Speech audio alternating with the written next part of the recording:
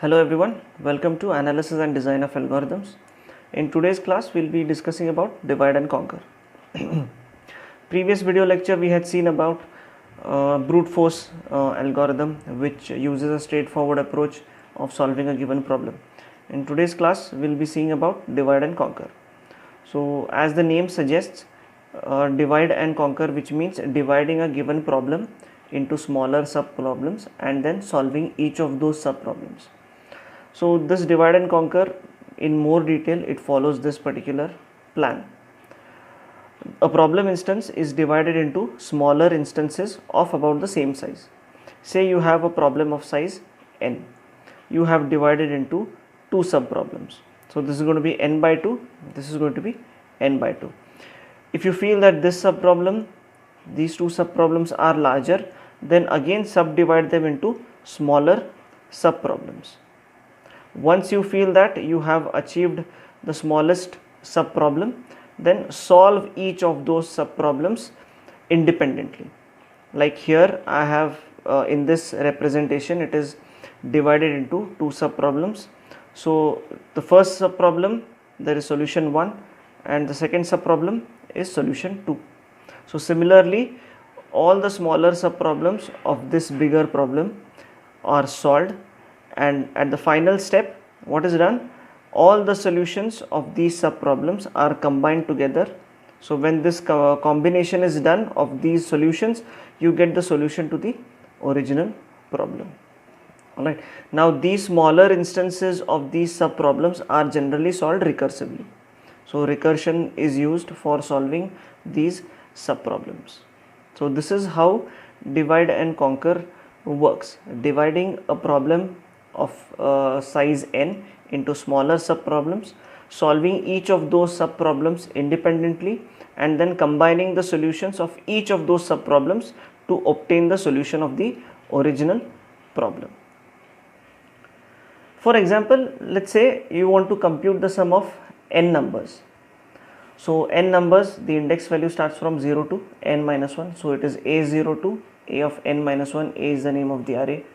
If n is greater than 1, then we can divide the problem into two instances of the same problem. That is, compute the sum of the first n by 2 numbers and then compute the sum of the remaining n by 2 numbers. Say you have divided the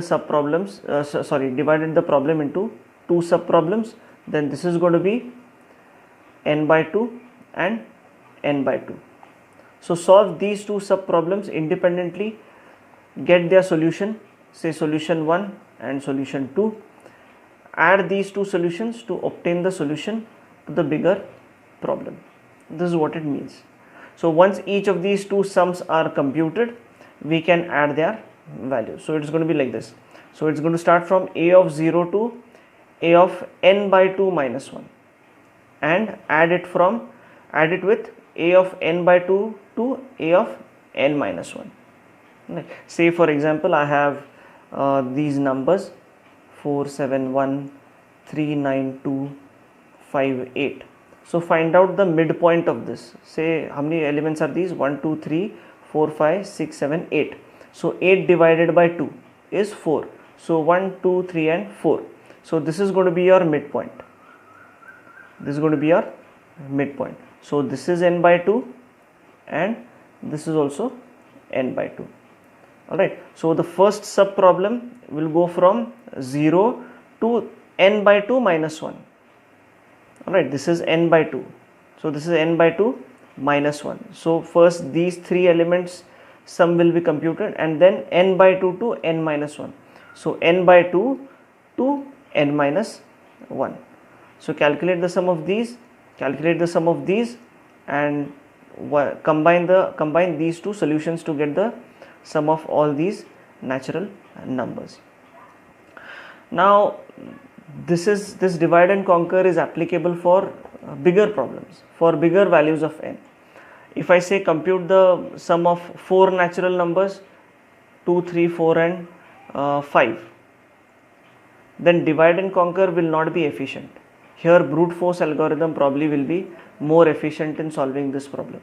So for larger values of n, we can employ divide and conquer. So this divide and conquer is suited for parallel computations where each sub problem can be solved simultaneously.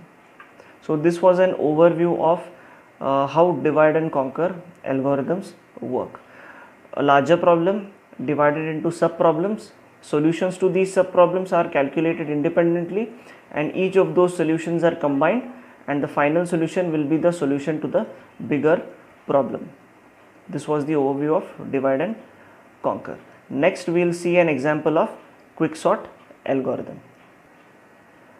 Alright, so the first algorithm that we will be studying under divide and conquer is quicksort algorithm. So quicksort algorithm is used for sorting elements. You can sort them either in ascending or in descending order. Here we will be seeing how to sort array elements in ascending order. So I have a few array elements listed over here. Let's see the first one. I have numbers 10, 80, 90, 60, 30 and 20. If you observe closely, this element is said to be in a sorted position. Okay, once again I'll repeat, this element is in sorted position. So what does sorted position mean? The elements after this element or this value 10 are greater than this number. Alright, the elements which are placed to the right of this element are greater than this number. That is why it is said that it is in sorted position. What should be the position of 10 if you need to sort? If you sort these elements, it will be first position. So this element is in the sorted position. The second example, I have a list of elements 6, 3, 5, 4, 2, 1 and 9. So which element is in the sorted position? 9. Why do we say 9 and not 4 or not 2 or 5 or any other element? We say that 9 is in sorted position because the elements to the left of 9 are all smaller than 9. So if you had to sort these elements in ascending order, this would be the position of 9. Next one, 4, 6, 7, 10, 16, 12, 13 and 14. When you make proper observations over here, you can say that 10 is in the sorted position. Why do we say that? Because all the elements to the left of 10 are smaller than 10, and all the elements to the right are greater than 10. So if you had to sort these elements in ascending order, this is exactly where 10 will be placed. So this is the concept on which quicksort algorithm works. We are going to choose one particular element out of an unsorted array, and we are going to place that element first in its sorted position, right? And then later on we will be sorting the remaining elements, right? So this is the concept on which quicksort algorithm works, right? So let's solve this with the help of an example. All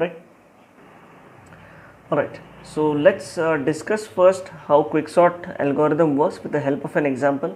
We'll just try to trace it, and then we'll see how to design the algorithm or how to write the program for this.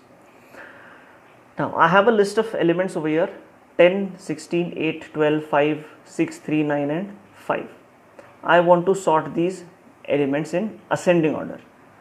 So I'm going to choose one element out of these elements. You can choose any random element. It is not necessary that you always have to choose the first one. You can choose the second, third, fourth, any element, and I'm going to call it as a pivot element. I'm going to call this element as pivot. So I want to place this pivot element in its sorted position. So when I place this 10 in its sorted position, all the elements to the left will be smaller than 10 and all the elements to the right will be greater than 10. This is how quicksort algorithm works. So I have taken two variables over here, I and j. I is placed at index value 0 and j is placed at n minus 1 index. I also have another two variables low and high. Low is placed at I and high is placed at j. Now how do you start? How do you place this element or this pivot element in its sorted position? First, compare the values of I and j with pivot element. Let's compare the value of I and j. First, compare the value of I. I value is 10, pivot is also 10. So, increment I till you find an element greater than or equal to 10. Till you find an element greater than or equal to 10. So, let's increment I. First, compare I value with pivot element. Is 10 greater than 10? No. So, increment I. So, I value will come here. Compare this 16 I value with pivot element. Is I greater than pivot element 10? Yes. This 16 is greater than 10. So, stop the increment of I. See here, 16 is greater than 10. So, stop incrementing I. So, next we'll start with j. Decrement j till you find an element less than 10. Alright. So, compare j value with the pivot value. J value is 5, pivot value is 10. Is 5 less than 10? Yes, 5 is less than 10. So, stop decrementing j. I will increment, j will decrement. Alright. Now, once the increment and decrement stops, swap I and j values. So, I value is 16, j value is 5. So, when you swap I and j, this is what you will get. 10, 5, 8, 12, 15, 6, 3, 9 and 16. So, 16 was here, 5 was here, I have swapped. Next again start the same procedure. Start I value, I was here at the second position and j was here at the first position. Right? J was here at the first position. So, how do we do it? Increment I till you find an element less than 10. Increment I. So, first compare I value with 10. Is 5 greater than 10? No. So, increment I. Is 8 greater than 10? No. Increment I. Increment I. Is 12 greater than 10? Yes. So, stop incrementing I. Once you stop incrementing I, let's go to j. J value. We have to decrement j till we find an element less than 10. 16 is less than 10? No. Decrement. So, is 9 less than 10? Yes. So, stop decrementing j. Once you stop decrementing j and incrementing I, we need to swap their values. Swap the values of I and j. So, what you will get? 10, 5, 8, 9, 15, 6, 3, 12 and 16. So, 9 will move over here, 16 will come, and 12 will come over here. Alright. So, what is the position of I? 1, 2, 3, 4. So, 1, 2, 3 and 4. So, it will be placed here.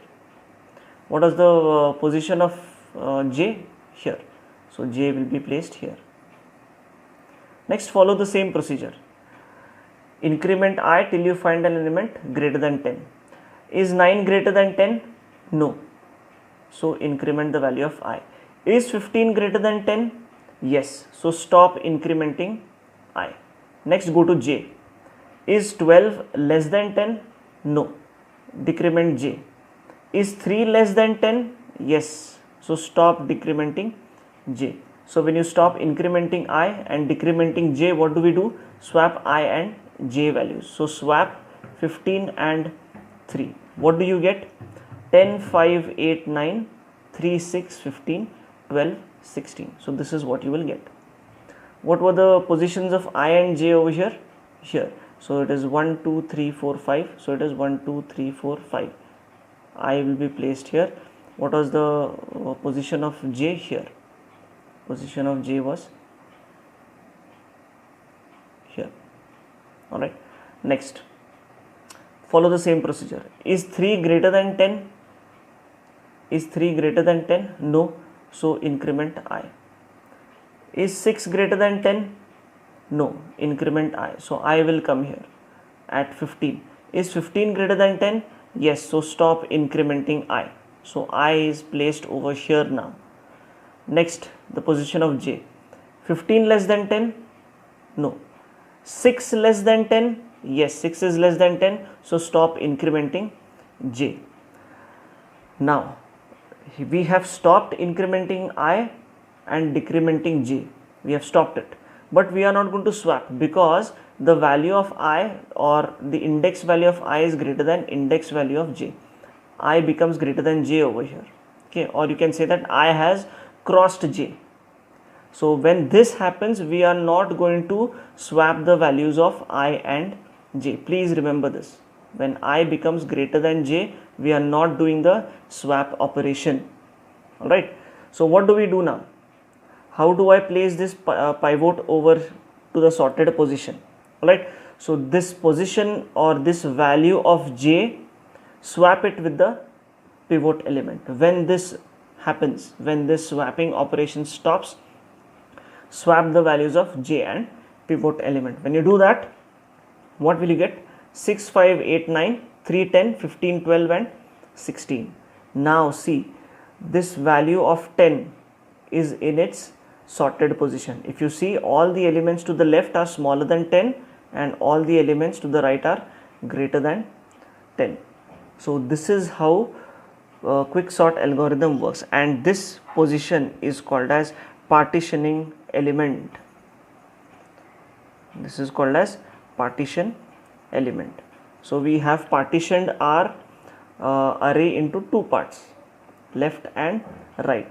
It is not necessary that these elements to the left and right have to be sorted. If you see, these elements are not sorted. Even if they are less than 10, they are not sorted. They are greater than 10, they are not sorted. So the first important step is to find the sorted position of the pivot element. So we call this as the partitioning element or the partitioning. Okay, so now that we have understood how partitioning works and how quicksort algorithm works, let's see the logic for finding out the partitioning element or placing the pivot element into its sorted position. So I have a function here called as partition. It takes two values, low and high. So pivot is equal to a of low. So in the example that we have seen, we have taken the first element as the pivot element. So I have placed it at a of low. That is the first element. So I is equal to low and j is equal to high. Alright. So I value is at the first position, j value or the pointer j or the variable j is at the last position. Alright. Now we were going on incrementing I and decrementing j. So keep on incrementing I till we find an element less than pivot. So I am using a do while loop for that. Do I plus plus, which means go on incrementing I plus plus till where? Till we find element less than pivot. So while a of I less than or equal to pivot. Okay. Sorry, this is greater. I'm so sorry. This is greater. So till we find an element greater than pivot, then go on incrementing I plus plus. Once you find an element greater than pivot, stop the increment of I. That is why a do while loop is used. Similarly, it is for j minus minus or decrement of j. Go on decrementing j till we find an element less than pivot. That is why it is written till a of j is greater than pivot. So till we find this is the termination condition for j minus minus. So till we find an element less than pivot, go on decrementing j. Once I increment has stopped and j decrement has stopped, we check if I is less than j. If the position of I is less than the position of j, swap their values. Swap a of I and a of j. Next, I should go on doing all these things till a is less than j. Once I becomes greater than j, I should stop all these things. So we have seen once I value crosses the index value of I crosses the index value of j, we stopped. We did not do I plus plus j minus minus, and we also did not swap. So while I is less than j, perform all these operations. Alright. So once we come out of this while loop, once I becomes greater than j, what do? Swap a of low and a of j. What is a of low? the pivot element. So swap the pivot element and the value present at the jth position and return j. So this j will be your partitioning position. In the previous example, or the example that we have seen here, 10 was the partitioning element or the partitioning position. So return j. So this was about how to perform partitioning or how to place the pivot element into the sorted position. Next is quicksort. So quicksort, it takes two values, low and high. If low is less than high, which means that there are at least two elements present, or there are elements greater than one. If there is only one element present in an array, we say that it is sorted. So if low less than high, j is equal to partition low comma high. So call this function partition, and since it is returning j, I need a variable to hold that returned variable. Alright, so my array is divided into two parts now, left hand side and right hand side. So call quicksort for the left hand and call quicksort for the right side. So the elements to the right of the partitioning are less than the partitioning element, and to the right are greater than that. So left hand side will be low to j and right hand side will be j plus 1 to high. So this is a recursive call to a function called quicksort. This is the left hand side and this is the right hand side, and this is your pivot element or partitioning position. In our case, what we had seen, this was 10. So all the elements to the left are these, all the elements to the right are these. So call this function recursively, and then again partitioning will be applied to the left hand side, also to the right hand side, and this way elements are placed in their appropriate positions and we get a sorted array in ascending order. So this was about quicksort. Thank you.